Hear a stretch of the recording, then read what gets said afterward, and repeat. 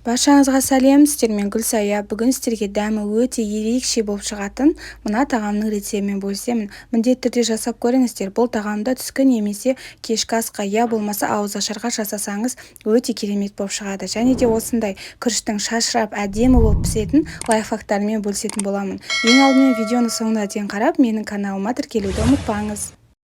Ең алдымен тауықтың 300 грамм етін дәл осындай үлкен бөліктерге бөліп турап алатын боламыз.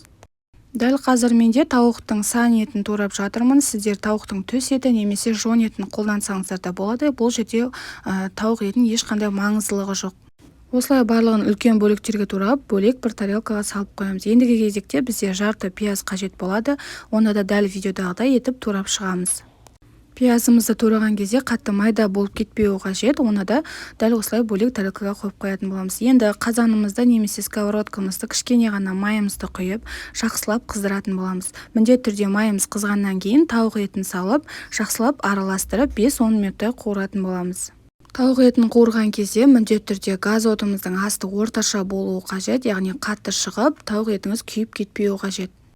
Ендігі кезекте соусты дайындайтын боламыз. Ол үшін 150 грамм қаймағымызға, яғни бұл жерде қаймағымыздың ешқандай да проценті маңызды емес. Менде 15%, сіздер 10 немесе 20-25 алсаңыздар да болады. Сонан кейін 2 штук чеснокты осылай теркадан өткізіп алып қосатын боламыз. Сонан кейін 300 мг суымызды қосамыз. Суымыздың да бұл жерде ешқандай ыстық болуы, салқын болуы маңызды емес. Мен бөлме температурасындағы суды қостым. Енді 1 шай қасықпен тұзымызды және де кішкене ғана себелеп қара бұрышымызды қосатын боламыз. Ең соңында 2 шай қасықпен ұнымызды қосып, жақсылап араластыратын боламыз. Ешқандай да түйіршік қалмайтындай біркелкі масса болғанша араластырамыз. Мінекей біздің тауық етіміз жақсылап қуырылды. Осылай суы сарқылғаннан кейін үстіне осы пиязымызды салып, жақсылап 5-10 минуттай тағы да жай отта қуырып алатын боламыз.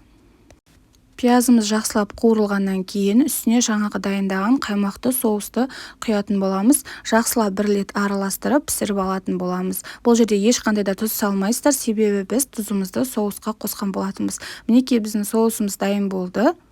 Осындай қою болып шығатын болады, өйткені біз бұл жерде ұн қосқан болатынбыз. Енді гарнирге күріш дайындаймыз. Ол үшін кішкене ғана сливочный масломызды алып, осындай кастрюлемізге ертіп алатын боламыз.